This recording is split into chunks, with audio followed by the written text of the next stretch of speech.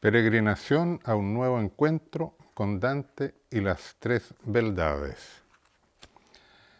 Estación 11. Encuentro con filántropos miserables. La alegría duró poco, porque sin darme cuenta nos encontramos al interior de otra infernal cavidad.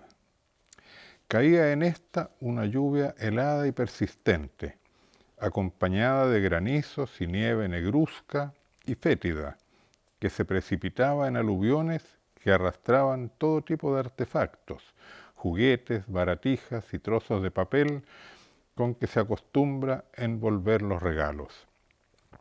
Apenas ingresados se nos apareció un animal monstruoso que emitía ladridos feroces por tres hocicos, con los que amedrentaba a todos los que se arrastraban por el suelo fangoso.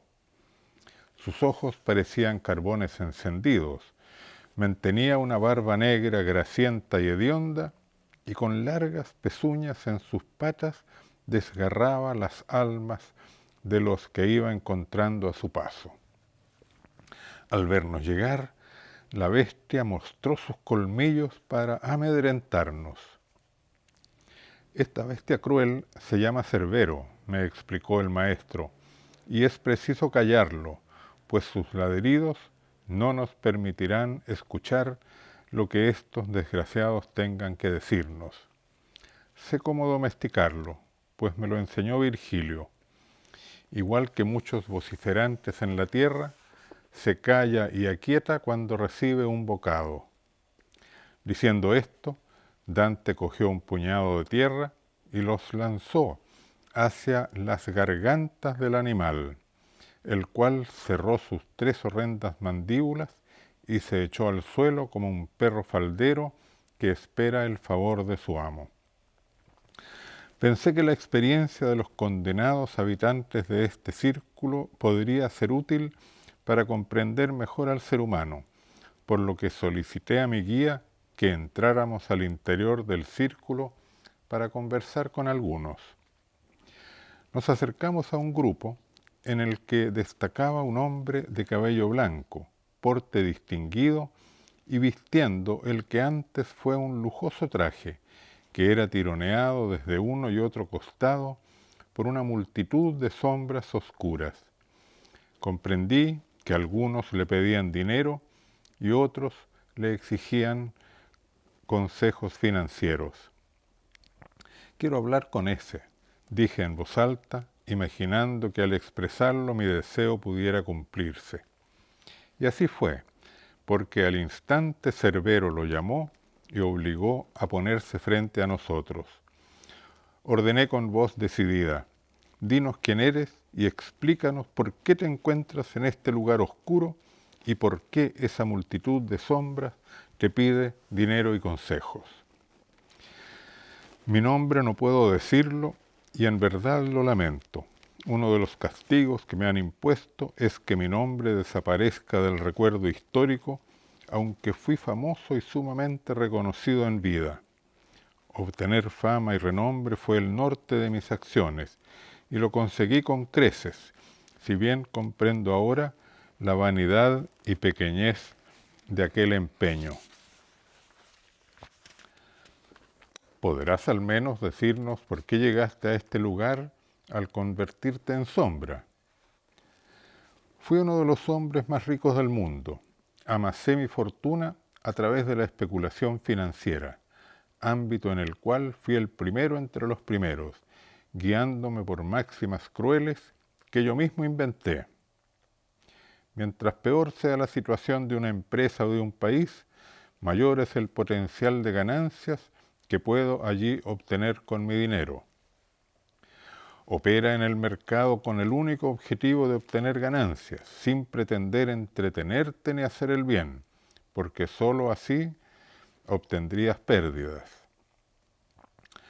Busca los negocios prósperos que tengan fundamentos débiles y apuesta contra ellos.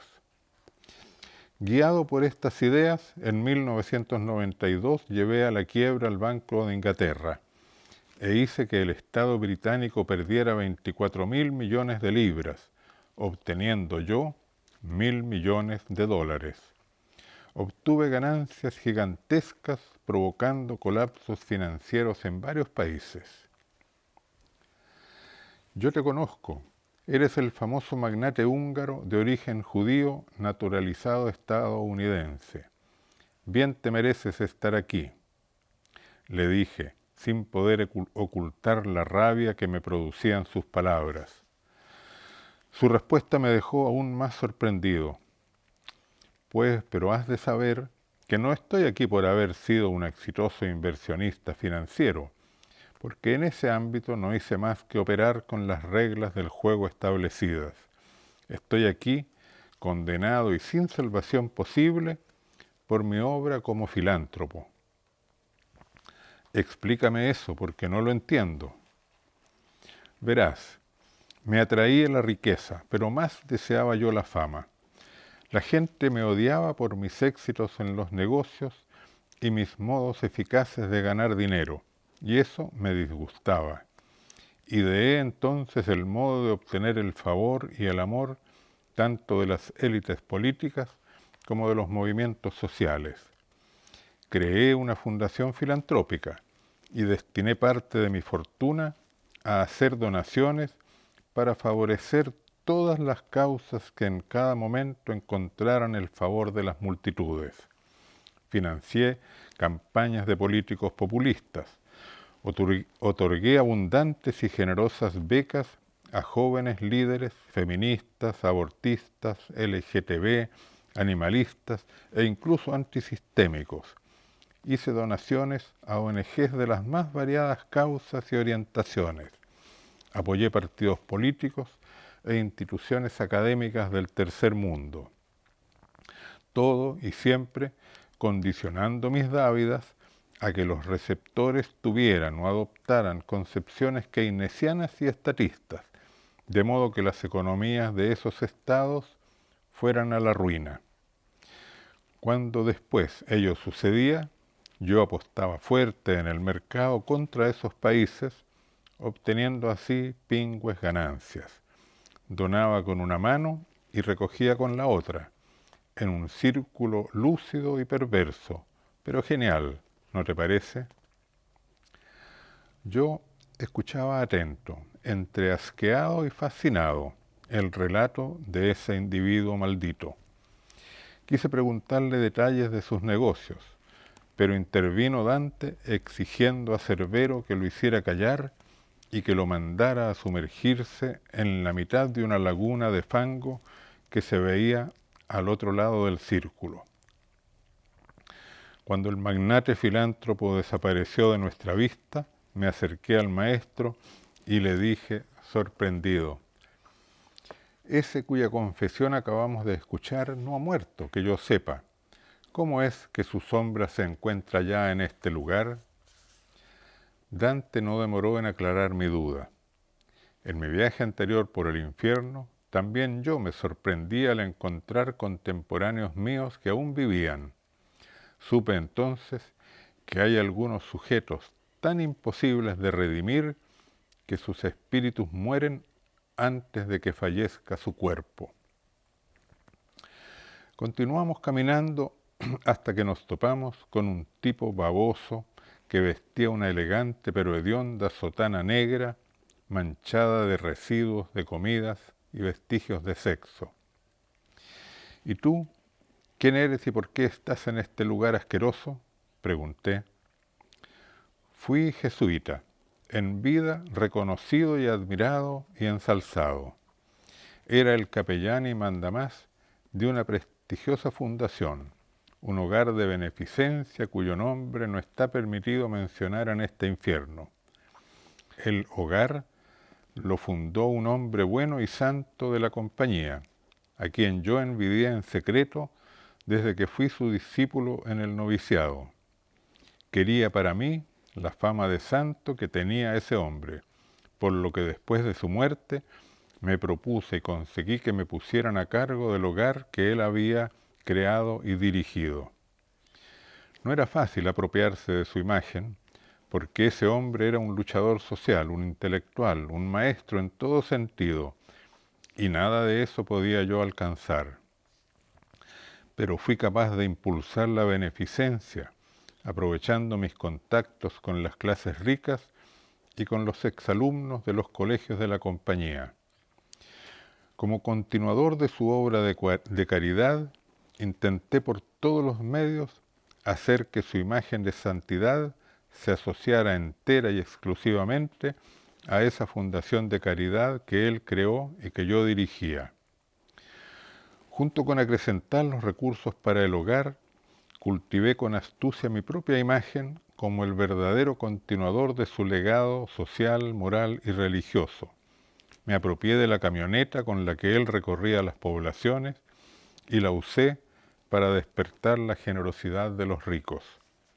Organicé fiestas y eventos masivos en los que prediqué la caridad empleando el tono y algunas frases escogidas del santo, evitando cuidadosamente hacer referencia a su lucha social y a su obra intelectual. Yo, igual que él, era un puente entre los ricos y los pobres.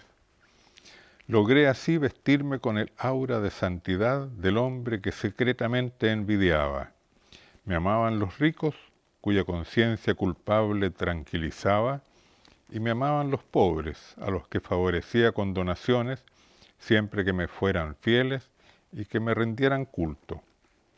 Los medios de comunicación me ensalzaban. Los engañé a todos, logrando incluso la complicidad de los sacerdotes de la orden y de no pocos connotados exalumnos de nuestros colegios. Llegué a estar tan cerca de los ricos y tan lejos de los pobres que el dinero que me entregaban los primeros era mucho más que el que podía invertir en el hogar en beneficio de los pobres. Esto me permitía entregar buena parte de lo que me daban para los pobres a otras obras de la compañía, especialmente colegios, revistas y universidad, de modo que me convertí en intocable al interior de la compañía. Y, por supuesto, reservaba para mí lo necesario para todos los placeres que quisiera, incluyendo torcidos favores sexuales que exigía a jóvenes mujeres a las que favorecía con becas y donaciones. Este cura fue mucho peor que el filántropo magnate, comenté a Dante, quien entonces pidió a Cerbero que lo castigara mandándolo a la laguna de fango y que allí se mantuviera sumergido eternamente. Continuamos caminando y observando lo que en el círculo sucedía. Nos encontramos con fundadores de entidades que yo conocía bien por su prestigio como donantes de todas las causas que se ponían de moda entre las ONGs del mundo y a las que ellos contribuían con sustanciales aportes. Estaban allí sufriendo las penas del infierno representantes de la Rockefeller Foundation, la Ford Foundation, la Fundación David y Lucille Packard, la Fundación MacArthur, la Fundación Andrei Mellon y muchas otras. Me llamó la atención que las actividades que realizaban formando grupos tenían un patrón común. Al centro de cada grupo estaba el filántropo, benefactor o donante, y a su alrededor se extendían conjuntos numerosos de gentes que les tendían sus manos temblorosas, los arañaban, les rasgaban las vestiduras, les exigían dinero, regalos o servicios de los más variados tipos. Los filántropos les arrojaban billetes y monedas que entremezclaban con condones, píldoras, implantes, anillos y otros artefactos que no supe distinguir, acompañados siempre de panfletos que promocionaban el control de la natalidad, el aborto, el veganismo y diversas otras causas de supuesto beneficio social. Dante me hizo ver que una característica de esas clientelas de mendicantes era el empeño que ponían en llamar la atención de los donantes, exhibiendo ante ellos su indigencia, infortunio o desventura, y presumiendo de su desgracia como si se tratara de un trofeo. Estaban los que les hacían ver sus cuerpos enfermos y apestosos. Otros indicaban que tenían hambre. Los de más allá se limitaban a mostrar que eran sordos o ciegos o mutilados, o que eran tontos, o que estaban afectados por alguna aflicción de la mente. Acompañados siempre de niños, de muchos niños famélicos, pretendiendo, al mostrarlos, despertar la piedad, todos ostentando sus miserias como si fueran galardones que los hacían merecedores de la ayuda que repartían los donantes. El castigo para ellos, me explicó el maestro, es permanecer en esos estados de miseria eternamente y sin dejar nunca de lamentarse, tal como lo hacían en vida, nunca superándose, porque así podían continuar calificando como menesterosos necesitados de caridad. Qué tristeza me dieron esos niños, y cuánta rabia los que de ese modo abyecto los usaban.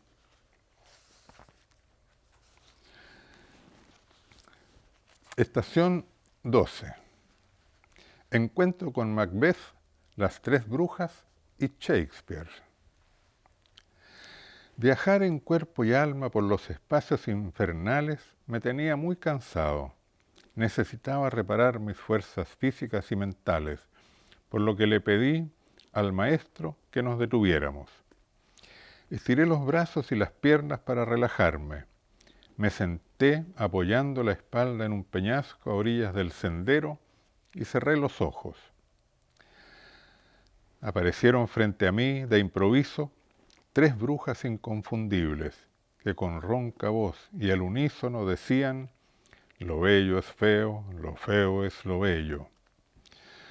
¿Cuándo volveremos a encontrarnos con el trueno, con el rayo y la tormenta, reunidas las tres?, preguntó la bruja primera. Cuando el caos sea completo, respondió la segunda. Bien se gane o se pierda, ganen unos o los otros, la armonía se habrá roto.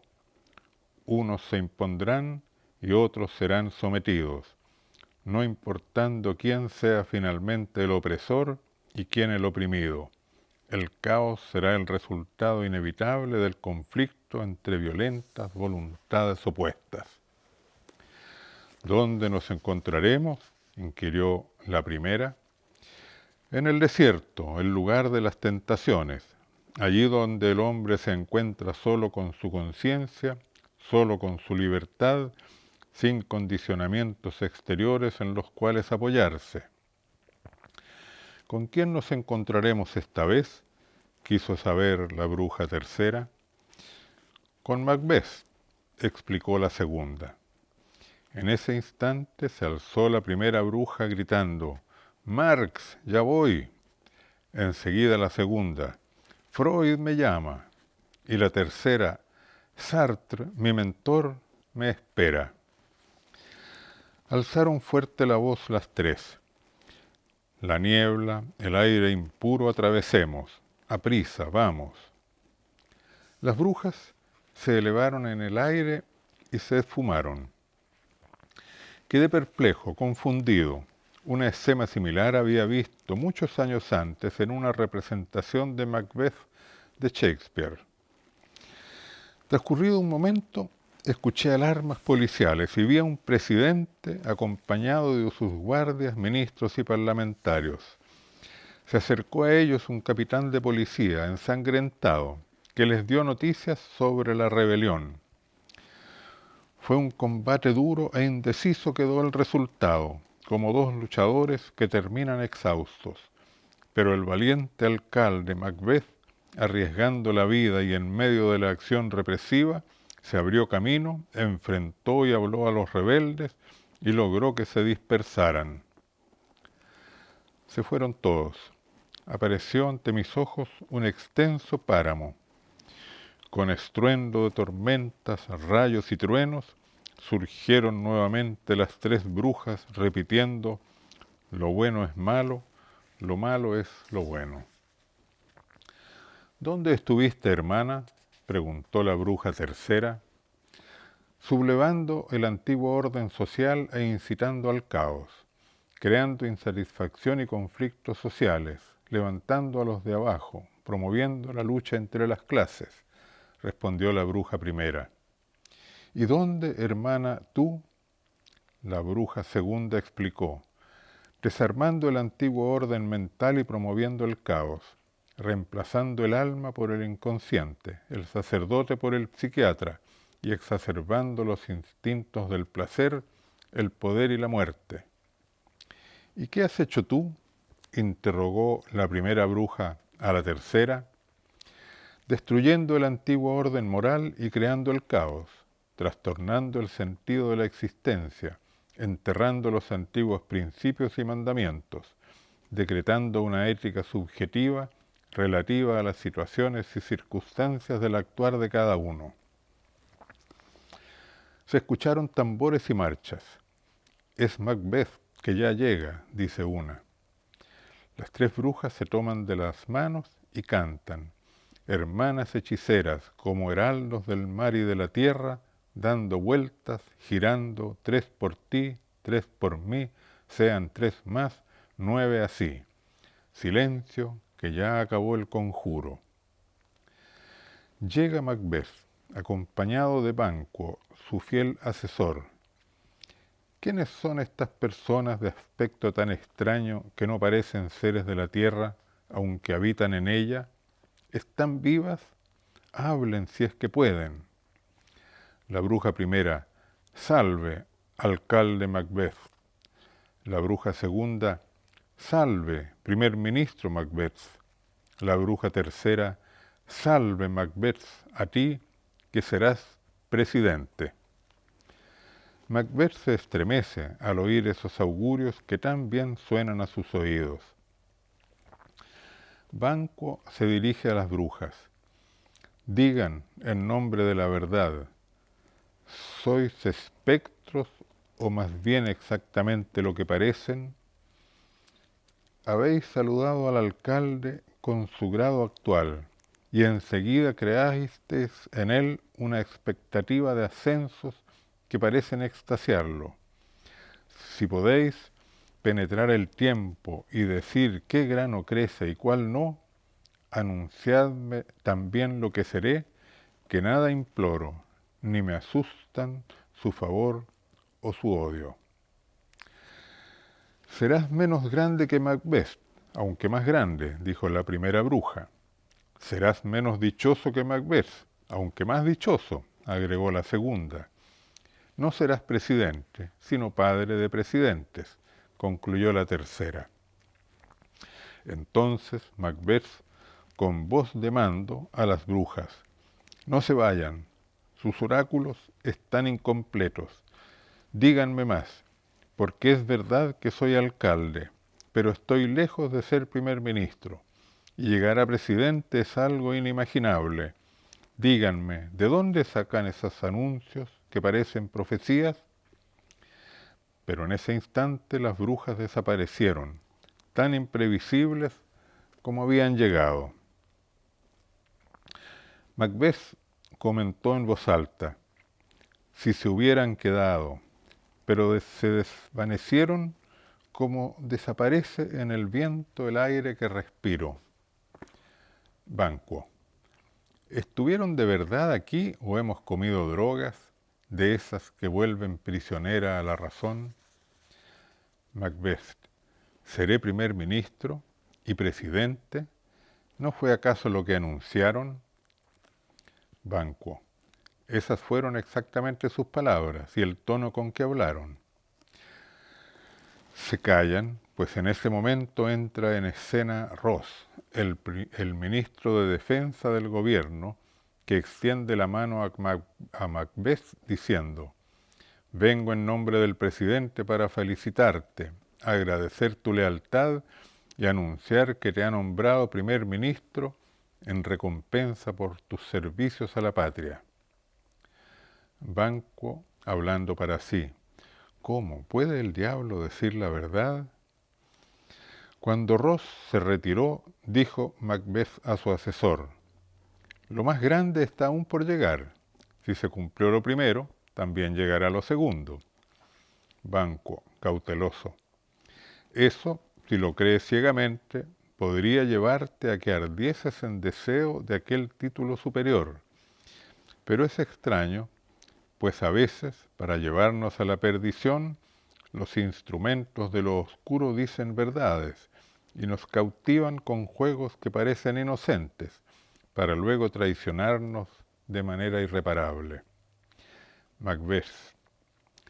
Amigo, ¿no ves que se cumplió lo primero que dijeron esos seres? Hablaron con la verdad, como inicio feliz de un hecho mayor, culminante. Quizás, si esta instigación no sea mala, pero si lo fuera, ¿por qué da muestras de cumplirse y comienza con una verdad? Y si es buena, ¿por qué parece una tentación cuya imagen eriza mis cabellos y me hace latir fuerte el corazón, contrariando lo que es propio de mi naturaleza? En mi pensamiento, el delito no es más que una fantasía, pero agita de tal manera mi condición de hombre que ahoga en conjeturas toda posibilidad de acción. Ocurra lo que ocurra, si el azar quiere que sea presidente, será a su hora y a su tiempo. Hasta entonces, amigo, guarda silencio absoluto sobre todo esto. Ahora vayamos a rendir cuentas al presidente y a expresarle nuestra lealtad y sumisión como corresponde a un ministro. Las escenas se sucedían ante mí como en un teatro. La siguiente fue ver a Macbeth rindiendo honores al presidente. Éste le agradecía su fidelidad y el inestimable servicio de controlar a los rebeldes. Perdí la confianza en el exministro que acabo de destituir. Creí que era un caballero y deposité en él toda mi confianza, explicó, agregando, pensativo. No existe un arte que permita descubrir en un rostro lo que trama en su alma. Mientras esto decía el presidente, pude intuir los pensamientos íntimos de Macbeth. Un obstáculo se atraviesa en mi camino. Estrellas oculten su fuego. Que la luz no permita que se vean mis oscuros deseos escondidos. Que no vean los ojos lo que hacen las manos, pero que se cumpla lo que tanto deseo. Ahora, señor presidente, permita que me retire, pues debo estar con mi esposa, a la que dejé para cumplir los deberes de mi cargo. Se va. Aparece en escena Lady Macbeth, la esposa del recién nombrado primer ministro. Ha sabido las incitaciones de las que las musas y también las masas le han hecho a Macbeth para que luche junto a ellas y asuma la presidencia. Ella está sola y habla para sí en voz baja. Es ya primer ministro y será presidente, como le han prometido. Pero su naturaleza es demasiado bondadosa como para tomar el camino más breve. Él quisiera ser grande, no le falta ambición, pero carece del odio que debe acompañarla para ser eficaz. Quisiera obtener mediante sus méritos lo que con vehemencia desea. No quiere jugar sucio, romper el orden democrático, aunque no escatima triunfar en este mediante engaños. Ven pronto, para que pueda yo vaciarte mi coraje en los oídos y azotar con el brío de mi lengua todo lo que te aparta de la banda presidencial con la que la suerte, las masas y los augurios sobrenaturales te quieren revestir. Espíritus, vengan, vengan a mí, puesto que instalaron en mi mente los pensamientos de una gran batalla. Arranquen mi femineidad y llénenme de pies a cabeza con la más potente ambición. Que se bloqueen todas las puertas del arrepentimiento, que no me atrapen sentimientos naturales que perturben mi propósito, o que le den tregua a su ejecución. Vengan hasta mí, pechos de mujer, y transformen mi leche en vino. Vengan ideas potentes, aunque irracionales, que aspiran a que el viejo orden natural sea destruido. En ese instante se presenta Macbeth, y su esposa levanta la voz, apasionada.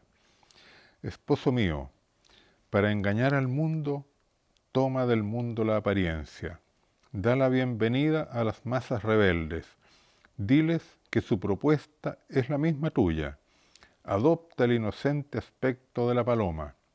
Pero sé tú la víbora que ocultas. Cuenta conmigo en todo.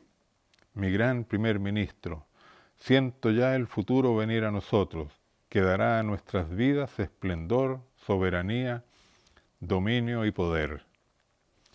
Macbeth responde a su mujer: si todo terminara en la conquista del poder, convendría hacerlo pronto, pero no podremos evitar las consecuencias asegurando el éxito permanente. Se me juzgará por las consecuencias. Levantar las expectativas del pueblo para conquistar el poder y luego tener que reprimirlo para restablecer el orden, puesto que aumentará la miseria, el conflicto social y la decadencia moral, es lo que me hace dudar. La historia entera enseña que la dictadura es la consecuencia inevitable del populismo. La ambición empuja mi deseo, pero al sobrepasarse e ir demasiado lejos, se derrumba. Replica Lady Macbeth: ¿por qué te acobardas? ¿Te asusta que tus actos y tu valentía sean proporcionales a tus deseos? Pues desde hoy tu ascenso será la medida de mi amor. ¿Acaso quieres poseer lo que ornamente nuestra vida y vivir como un cobarde, dejando que a quisiera le siga un no me atrevo? Macbeth: ¿y si fallase? Lady Macbeth: ¿quién? ¿Nosotros? Tensa hasta donde puedas las cuerdas de tu valor y no fallaremos. Eras un hombre cuando te atrevías y serás más hombre, mucho más, si fueses aún más de lo que eres. Ni tiempo ni lugar eran propicios cuando me hablabas de tus sueños. Sin embargo, tú querías crearlos. Y ahora que se presenta la oportunidad, abatido te quedas. Macbeth, después de un momento de silencio: basta, te lo suplico. Tengo el valor que cualquier hombre tiene, y no hay quien se atreva a más. Está decidido. Concentraré todas las fuerzas de mi cuerpo y de mi mente en esta contienda. Adelante, y engañemos a todos, fingiendo inocencia, que esconda el rostro hipócrita lo que conoce el falso corazón. Salen de la escena y se presenta Hécate, la reina de las hechiceras, que se pone frente a las tres brujas. Pareces irritada, le dice una, a lo que Hécate responde: ¿acaso no tengo motivos, brujas insolentes y temerarias?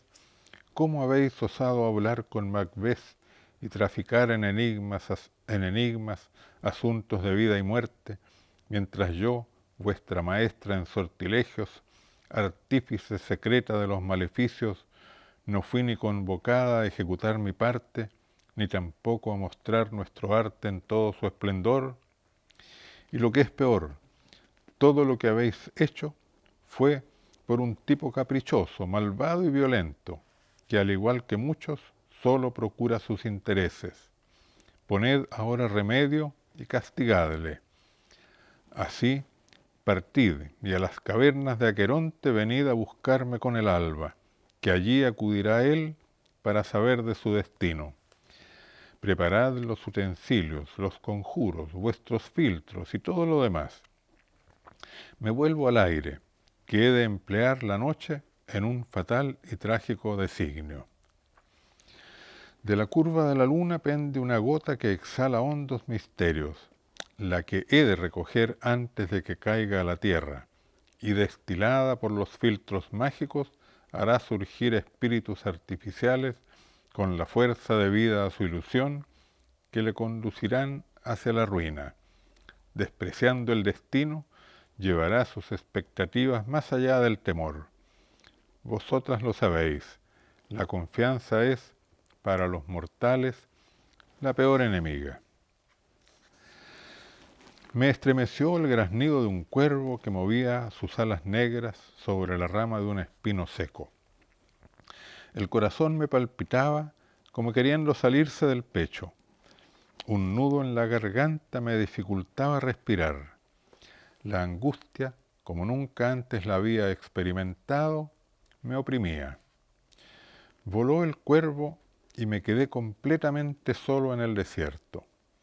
En cualquier dirección mi vista se perdía en el horizonte como en un mar interminable de arena. Reaparecieron las oscuras formas de las brujas. Disperso en el ambiente, el hedor de su maldad retorció mis entrañas. Sentí sus ásperas y destempladas voces que me llamaban, al tiempo que con envolventes movimientos de sus brazos me atraían. Me dejé caer de rodillas. De lo más hondo de mi alma afligida, una vehemente plegaria se elevó a los cielos. No dejes que caiga en la tentación, líbrame del mal. No dejes que caiga en la tentación y líbrame del mal. Entonces, como una suave melodía de fondo, se fue extendiendo a mi alrededor el Ave María de Schubert. Las notas y acordes, como estableciendo un círculo protector infranqueable, impedían que las hechiceras se me aproximaran. Poco a poco fue desapareciendo la angustia de mi alma. Sentí voces amables. Abrí los ojos, comprendiendo al instante que había soñado, pues ahí estaba, a 2 pasos de distancia, el maestro conversando con una persona de amplia frente, cabello largo y aspecto distinguido. Supe de quién se trataba porque Dante exclamó: «¿Cuánto te habrás divertido, querido Shakespeare, imaginando y escribiendo esa escena en que las 3 brujas preparan la pócima mágica?» El británico se levantó sonriente y comenzó a recitar, siendo seguido por el mismo Dante, intercalando entre ellos los parlamentos de las brujas. 3 veces maulló el gato atigrado. 3 veces y una gimió el puercoespín. Ya es hora, en torno al del caldero dad vueltas y vueltas y en él arrojad la víscera infecta, que hierva primero el sapo que cría y suda veneno por 31 días, yaciendo dormido debajo de rocas, que sea cocido en la mágica olla. Dobla, dobla la zozobra, arde fuego, hierve olla, rodaja de bicha que vive en la ciénaga, aquí en el puchero, que hierva y se cueza, con dedo de rana y ojo de tritón, y lengua de víbora y diente de lución, lana de murciélago y lengua de perro, pata de lagarto y ala de mochuelo. Si hechizo potente habéis de crear, hervid y coceos en bodrio infernal.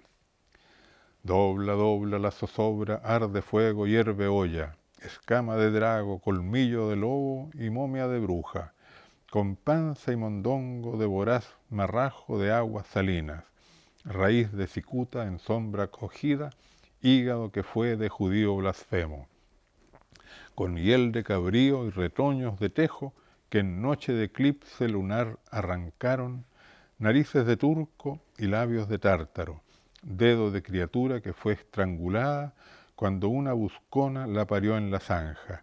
Haced esta gacha espesa y pegada, con los ingredientes de nuestro potingüe echada al caldero, entraña de tigre.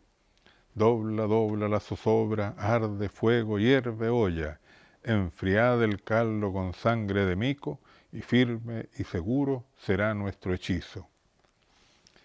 Dante y Shakespeare se tomaron de las manos e hicieron ronda alrededor de un caldero imaginario, saludaron con venia a un público igualmente imaginario y estallaron en carcajadas. Se sentaron enseguida y continuaron conversando. Yo me mantuve inmóvil, sin atreverme a mostrar que los había visto jugar y que los seguía escuchando.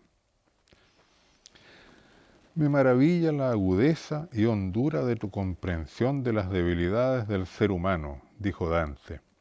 Cuán fácilmente se corrompe al hombre, que carece de una sólida formación moral, y que es movido por la ambición y por la búsqueda del placer, del poder y de la gloria.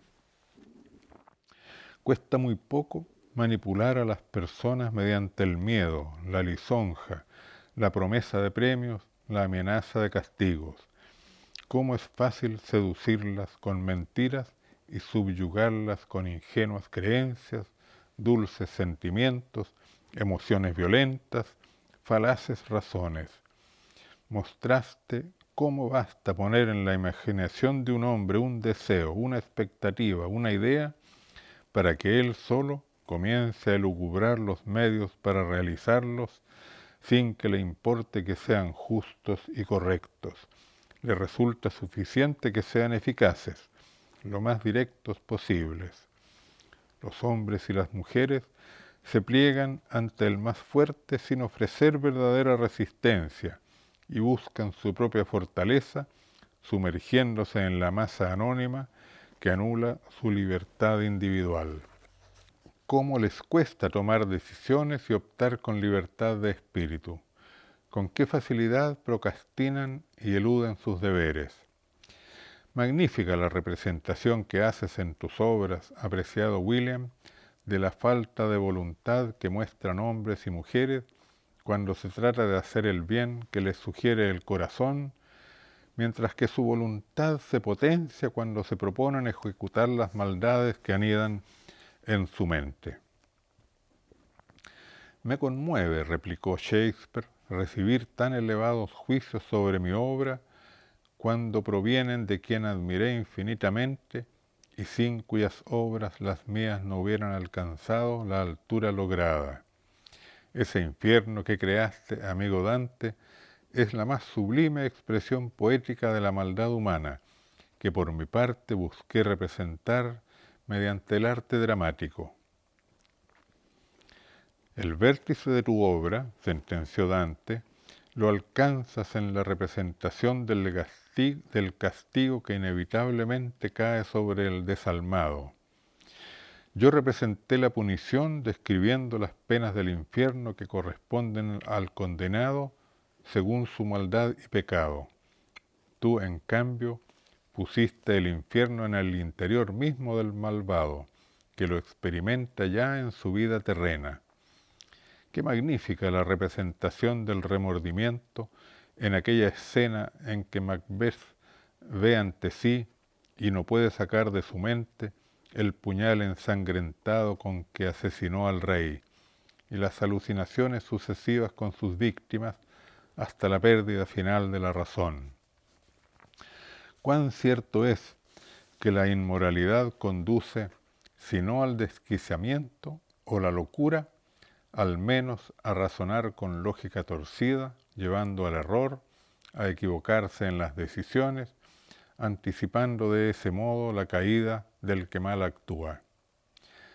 Shakespeare notó mi presencia. Sin dilación sentenció que era ya la hora en que debía dejarnos. Me alcé rápidamente expresando mi vehemente deseo de conocer al gran William Shakespeare, pero éste se desvaneció después de abrazar a Dante.